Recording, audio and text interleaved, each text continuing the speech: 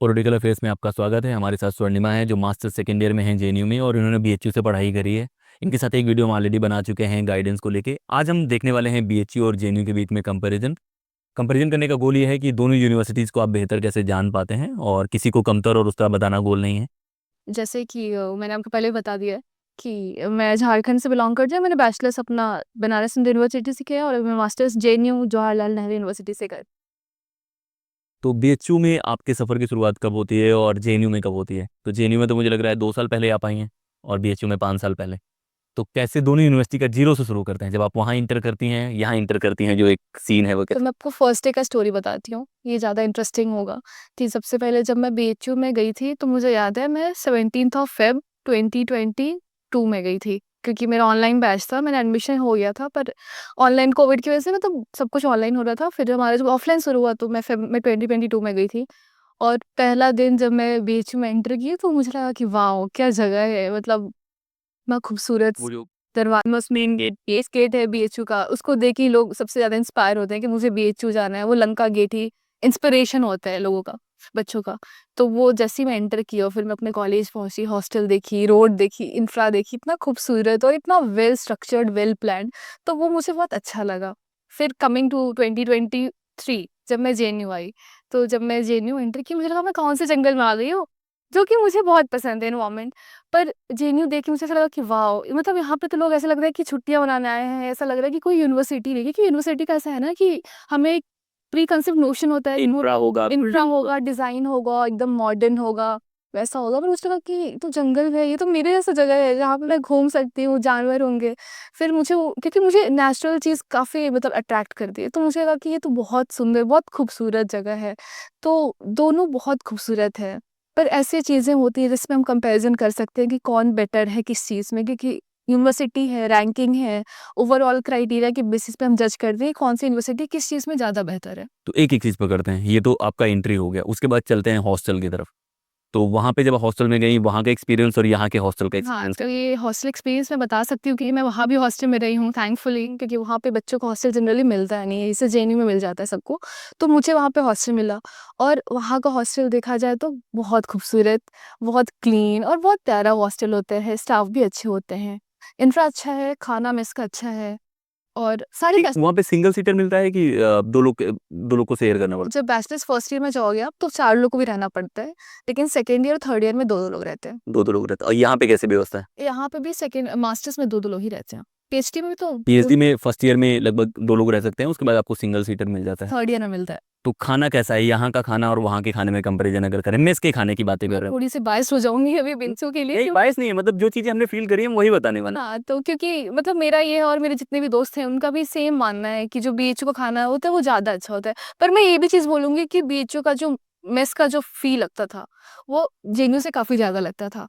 कितना लगता था? मतलब 4000 के अराउंड मंथ में लगता था। यहाँ पे लगभग 25 टू। 25 टू 3000 के हो जाता है। तो बीएचयू में जो खाना मिलता है तो वहाँ पे ऑप्शन ज़्यादा होते थे। आपको रोटी मिल जाएगा, चावल-दाल जो होता है वो तो बेसिक होता है। उसके साथ 3 सब्जियाँ, सैलेड रोज़ मिलता था, दही या फ्रूट कुछ एक रहता था और एक स्वीट रहता था। तो वहाँ का खाना अच्छा होता है। वहाँ पे नाश्ता मिलता था? वहाँ पे 4 बार खाना मिलता था। मतलब सुबह ब्रेकफास्ट मिलता था, दोपहर में लंच, शाम को स्नैक्स और चाय, और रात को डिनर। तो 4,000 जाएगा ना मेस बिल पे। तो वहाँ पे ज़्यादा खाने का वो था ऑप्शन। फिर हॉस्टल में आते हैं कि हॉस्टल में इन्वायरमेंट कैसा है? क्या मतलब जैसे यहाँ पे है तो यहाँ का कैसा माहौल है, वहाँ का रैगिंग और ऐसी चीज़ें?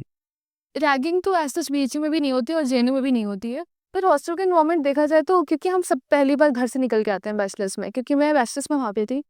तो हॉस्टल का एनवायरनमेंट अच्छा था, पॉजिटिव था, एक्सेप्टेंस था। लोग आपके रूम में आ रहे हैं, आप दूसरे के रूम में जा रहे हो, आप बीमार पड़ रहे हो तो लोग आपके पास हैं।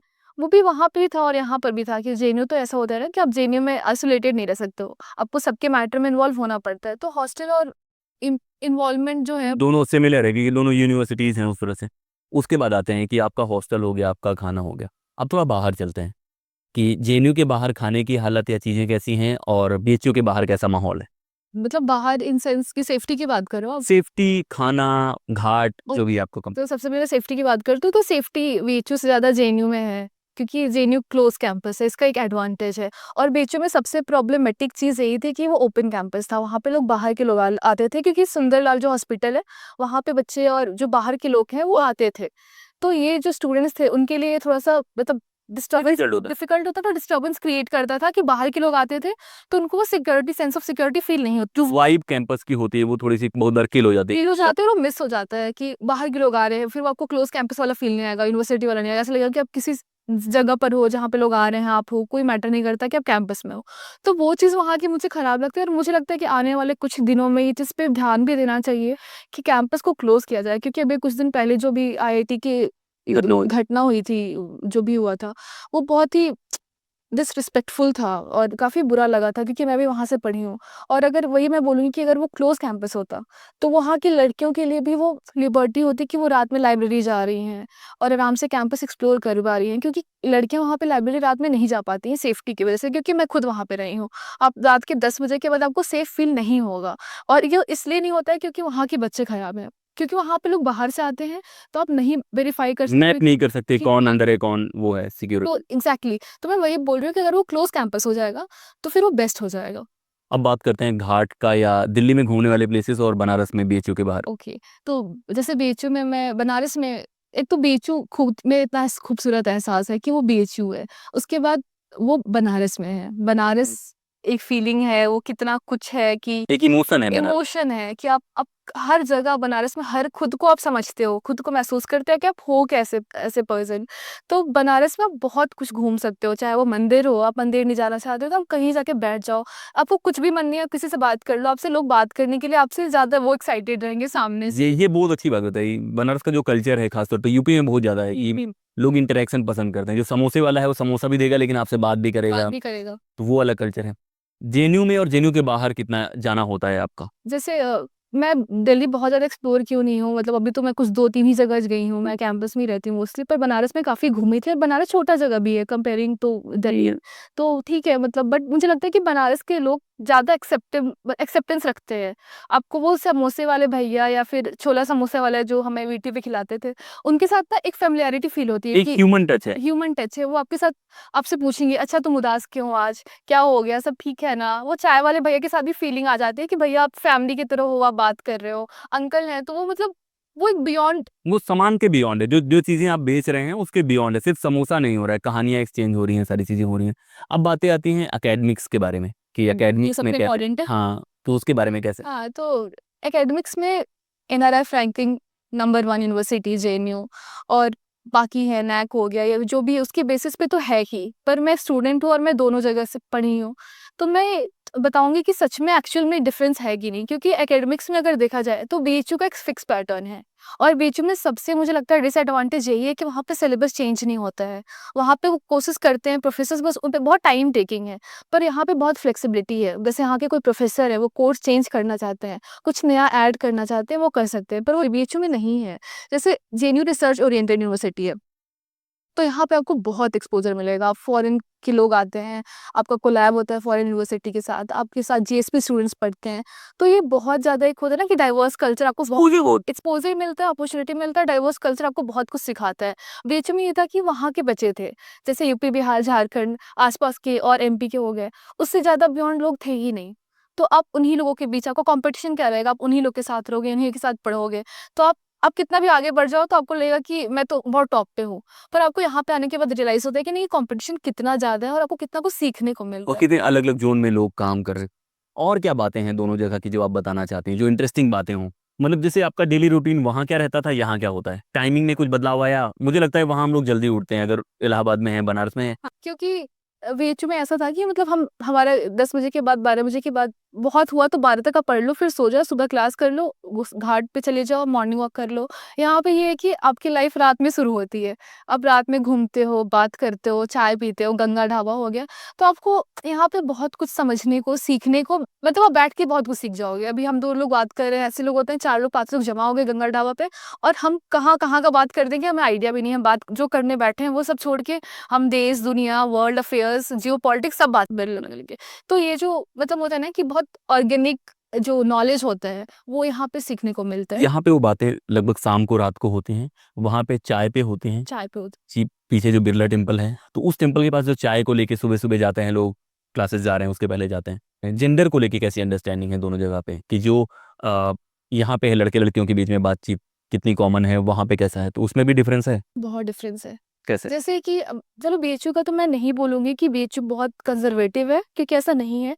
लेकिन हाँ, टू एन एक्सटेंट मैं ये बोल सकती हूँ कि जो हम जहाँ पे हैं, जैसे आप दिल्ली में हो, आपके यहाँ पे लोकेशन मैटर करता है, आपके लोग मैटर करते हैं कि आप कहाँ से हो, कल्चर मैटर करता है। सेम विद बीएचयू कि बीएचयू में ये लोग कहाँ के हैं, वहाँ के जो लोकल लोग हैं वो बहुत स्टूडेंट हैं, जैसे झारखंड के हो गए, ऐसे लोगों के हो गए। तो उनका वो अभी दुनिया देखे नहीं होते हैं। उनको लगता है कि हम जो सोसाइटीज़ में जन्मे हैं, वही सोशलाइज़ेशन होता है, फिर उसी के बेसिस पे हम जज करने लग जाते हैं। जैसे वहाँ पे ऐसा होता है ना कि ये बहुत बेसिक चीज़ है कि वहाँ पे ऐसे लड़का-लड़की साथ में घूमने लगेंगे तो बात होने लगेगी कि ओह! ऐसा कुछ है। बट मुझे लगता है कि जेएनयू में वो ओपननेस है, वो लिबर्टी है कि आप बा बैठ के बात करो, आपकी बात को सुना जाएगा। एक वॉइस मिलता है जेएनयू में। और बीएचयू में ये चीज़ थोड़ी मिसिंग है, पर वो धीरे-धीरे चेंज हो रही है। मतलब मैं इसको बैकवर्ड नहीं मानूँगी, क्योंकि कल्चर का बहुत इम्पैक्ट होता है किसी भी यूनिवर्सिटी पे या जिस जगह पे उसका लोकेशन है, कॉन्टेक्स्ट है। तो मुझे लगता है कि वो टाइम के साथ धीरे-धीरे ठीक हो रहा है। लेकिन दोनों कैंपस के कल्चर में भी डिफरेंस है। एनवायरनमेंट के बारे में अगर हम बात करें, ज़्यादा ग्रीन कौन-सा है? तो मुझे ये सबसे इंटरेस्टिंग लगता है कि जैसे बीएचयू में बहुत स्ट्रक्चर्ड है। मतलब एक होता है ना कि डिज़ाइन किया गया है कि प्रॉपर ये चौराहा है, वो उसको काटेगा, और एक तरीके से एक डिराइट पूरा। पैटर्न है और स्ट्रक्चर्ड है और खूबसूरत भी है। मतलब अभी ये टाइम हुआ है कि इस टाइम में भी बीएचयू भी अच्छे ग्रीनरी के साथ है, एग्ज़िस्ट करता है, जो बाकी यूनिवर्सिटी में नहीं है। तो बीएचयू में ये चीज़ है, और जेएनयू मुझे सबसे इंटरेस्टिंग और सबसे खूबसूरत ये लगता है कि यहाँ पे किसी भी एनवायरनमेंट को ना हार्म नहीं पहुँचाया गया है। ऐसा लगता है गया है कि थोड़ा-सा जगह में कैंपस को बनाया गया और जो जैसे इसको एज़ इट इज़ रख जंगल से थोड़ी जगह माँग ली गई है पढ़ाई के लिए और जंगल को बोला गया है कि भाई इतना ही चाहिए, इतना जैसे हम लोग अभी रिकॉर्ड जहाँ पे कर रहे हैं, पीछे हमारी बिल्डिंग है, ये वैसे का वैसा ही पड़ा हुआ है। जो और भी कोर्सेज़ हैं बीएचयू में, जैसे बीएचयू में मेडिकल वाले भी कोर्सेज़ हैं, आईटी वाले कोर्सेज़ हैं, वो डाइवर्सिटी कहीं न कहीं जेएनयू में क्या आपको मिसिंग लगती है या कुछ और कोर्सेज़ यहाँ पे हैं जो उसको बैलेंस आउट कर देते हैं? वो तो है ही कि जैसे बीएचयू में हर एक कोर्स है, चाहे वो एमबीबीएस हो गया, आपका आईआईटी हो गया, लॉ हो गया, एमबी हर चीज़ है वहाँ पे। और जेएनयू जैसे सोशल साइंस के लिए जितना अच्छा माना जाता है और जितना बेस्ट माना जाता है, वो चीज़ है। पर वही है कि दोनों यूनिवर्सिटी में जो कोर्सेज ऑफर हो जाते हैं, वो बैलेंस करता है। मुझे लगता है कि जेएनयू इसीलिए जाना जाता है कि सोशल साइंस में जेएनयू का एक बहुत बड़ा नाम है, और वहाँ यहाँ के बच्चे जेएनयू को बनाते हैं, मैं ये बोलूँगी। और बीएचयू में भी हैं, कोर्सेज हैं, हर चीज़ है। अलग लास्ट जो डिस्कशन होगा वो फूड पे एंड होगा क्योंकि मुझे खाना ज़्यादा पसंद है।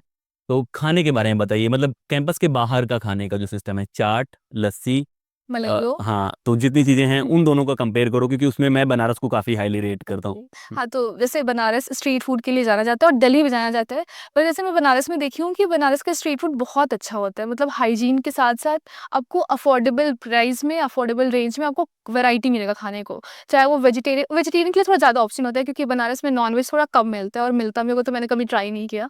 तो मुझे लगता है कि वहाँ का स्ट्रीट फूड बहुत अच्छा है और बहुत आपको कहीं पे भी बहुत टेस्टी खाना मिलेगा। ऐसा कोई ऑथेंटिक जगह नहीं कि आप बनारस के इस गली में जाओगे तो अच्छा मिलेगा। जो खाना बनाने वाले हैं ज़्यादातर खुद को आर्टिस्ट जैसा नहीं समझते कि खुद को क्रिएट कर रहे हैं, ये चीज़ें मैंने नोटिस करी। एन्जॉय करते हैं उस प्रोसेस को कि वो खाना बना रहे हैं और कोई खुश हो रहा है। खुश हो रहा है। जब आप वो खिलाएँगे तो आपसे पूछेंगे कैसा बना है भैया, और जब आपको स्माइल करके बोलोगे बहुत अच्छा बना है, वो खुश होंगे। और अगर आपने बोल दिया कि आज मज़ा नहीं है तो दूसरा जब तक आपको खुश नहीं कर लेगा, पैसे का नहीं हो, आपको देगा कि ये वाला ट्राई कीजिए वो शीघ्र। तो वो वहाँ पे है ना कि वही मैंने बोला कि वो जो भी करते हैं ना, वो खुश होके करते हैं बनारस के लोग। उनको लगता है कि ये लाइफ़ जो है वो जर्नी है और वो हर एक जर्नी को जीते हैं। तो ये चीज़ बनारस को खूबसूरत बनाता है। वो क्वालिटी मुझे लग रहा है जेन्युइन भी लानी चाहिए, जहाँ पे आप काफ़ी खुश होके काम करें, मतलब जितने कैफ़े वाले भी हैं, वो लोग भी हैं, वो आनी चाहिए यहाँ पे। जेन्युइन मैंने ये चीज़ देखा है कि बहुत बर्डन फील होता है। स्टूडेंट्स में भी है एकेडमिक की सीरियस लेते हैं ना लोग। खुद को बहुत सीरियस ले अगर जेएनयू में आ गए तो बहुत कुछ करना है भाई, जियो तुम जियो, हर दिन जियो, बहुत कुछ अच्छा लाइफ में हो जाएगा समय के साथ। मैं बस एक एग्जांपल देना चाहती हूँ, जैसे बनारस में लोग मॉर्निंग वॉक के लिए निकलते हैं सुबह, और वो जब घर वापस आते हैं तो वो कचौड़ी, जलेबी, चाय सब पी पा के हट, तो उनका मॉर्निंग वॉक वैसे ही शुरू होता है और वो घर जब आते हैं तो आराम से खा पी के मौज मस्ती करते हुए आते हैं। तो उनका वही लाइफ है, उनका वही पैटर्न है कि वो मॉर्निंग वॉक भी करके जा रहे हैं और साथ में खा के भी आ रहे हैं। तो वो बहुत लाइट मोड में रहते हैं और बहुत एंजॉय करते हैं, और इसलिए वो बहुत खुश रहते हैं और उनकी लाइफ भी अच्छी होती है। ये सही बात है, तो कुछ बातें हैं जो हमें बीएचयू को सीखनी चाहिए जेएनयू से, कुछ बातें हैं जो जेएनयू को सीखना चाहिए बीएचयू से। ऐसे डिस्कशन हम लोग इसलिए लाते हैं ताकि बच्चे जो डिसाइड कर रहे हैं कि किनको कहाँ जाना है और वो सारी चीज़ें डिसीजन मेकिंग में भी हेल्प होता है। सिर्फ पढ़ाई की वजह से लोग 2 जगह नहीं जाते हैं, मुझे खाना भी इम्पोर्टेंट है, बाहर क्या मिल रहा है, बहुत बार ये बहुत मैटर करता है। लोग कैसे हैं? लोग कैसे हैं, कल्चर कैसा है और हम लोग यंग हैं, तो हम लोग घूमना भी पसंद करेंगे। लेकिन इस तरह के वीडियो लाने का गोल यही है कि आपको जो डिफरेंट सेट्स हैं कैंपसेस के वो पता चल सके। तो इस वीडियो में इतना ही, लगातार ऐसे वीडियोज़ मिलते रहेंगे।